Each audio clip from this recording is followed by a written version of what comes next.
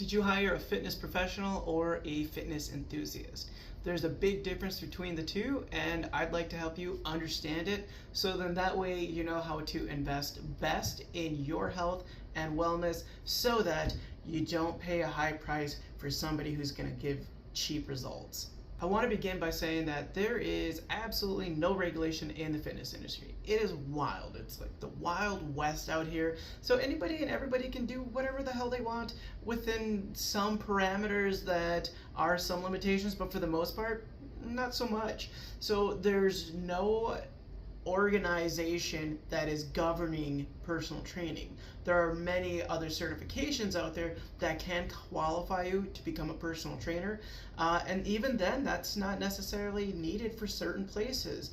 And so there are people out there who are doing personal training with either a lower quality of education or they don't have any certification and they're just really big fitness people who love doing this and they're out there working with people. Not to say that they can't deliver results, but the quality results that they're delivering may not be the best, and I want to talk a little bit about that. The reason that I want to talk about it is because people are investing their hard-earned money into somebody who may or may not know what they're doing. More importantly, they might actually cause injuries, or you have a really negative experience working with them that just sabotages your relationship with fitness, and let's try to avoid doing that. So here are a few signs to know whether you've hired a fitness professional or a fitness enthusiast. The first thing I want to talk about is education. So when it comes to personal trainers and those who are the fitness enthusiasts, they oftentimes have one certification, and that's the length of their education when it comes to personal training. Now, they might look at content online from fitness influencers, which is not a good place to go. Why? Well, because they're influencers. More times than not, they don't have education. More times than not, they have no idea what the fuck they're talking about. They're just doing things that look cool and they make shit up, which is fine because that's the timeline we're living in, is the fact that there's really nothing stopping people from putting out bogus shit. So that's an enthusiast, somebody who just watches content. They have one certification and that's the extent of their education. Now on the other side, if you've hired a fitness professional, they're going to have multiple certifications, they're going to have college degrees, they're going to be really well educated and continue to reinvest in their education, whether it's going to seminars, continuing educational workshops, or certifications, so that they can keep on top of what's current and what's actually working through a scientific method to help people get the results that they need to ensure that they're safe and also that they're providing a high quality service with who they're working with. Number two, a fitness enthusiast is going to give you random workouts, where a fitness professional is going to give you a program that's designed to use exercise prescription. So a fitness enthusiast is somebody who's going to just make shit up on the fly. You show up, hey, I'm going to throw random exercise together, and what that's going to do is get you an effect to make you think that you're getting results, but in reality, I'm just throwing shit at the wall and hoping it sticks. And again, people think that that's how things work, but in reality, it's not. You want to have somebody who's going to take the time to begin by assessing you, making sure that your movement is good, to ensure that the quality of exercise that they prescribe to you are going to match what your abilities are. And if not, they're going to tailor it to you. Where if I'm just throwing random things at the wall and hoping it sticks, well, that's just a random workout that may or may not work. Whereas an exercise program that's using exercise prescription, that's going to deliver immediate results that are going to be tailored to the things that you want, because it's going to be linear progression into where you want to go. Fancy words for, hey, here's a roadmap to exactly where we want to go and how we're going to get there, versus, hey, let's just drive around until we find the place. Number three, a fitness enthusiast is going to focus on muscles, whereas a fitness professional is going to have a full understanding of the body. A lot of fitness enthusiasts think that, oh, well, let's do a chest day, let's do a leg day, let's do an arm day.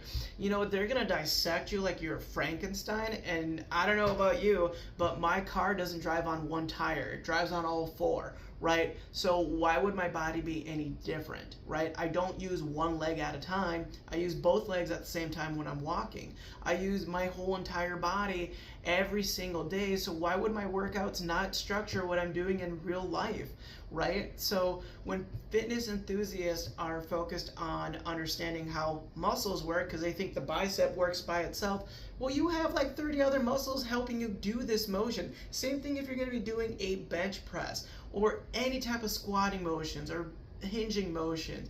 Any movement does not isolate muscles. Hear me out. Muscles cannot be isolated. Why? Because they work in conjunction together.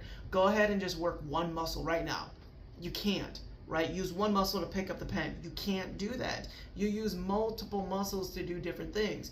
Now, you might have a joint isolated, where if I do a bicep curl, it's just my elbow joint going into a bend, but the muscles itself, they're going to work together to do what they need, which is to go through the movement. So if you're working with a fitness professional, they understand how the body works. They're going to understand the in-depth focus of how anatomy and physiology impacts how you're moving and what exercises are going to have what type of effects, and if you're dealing with an injury, where it's coming from, how to adjust it, and how to make it so that it's fitting for you and where you're at right now.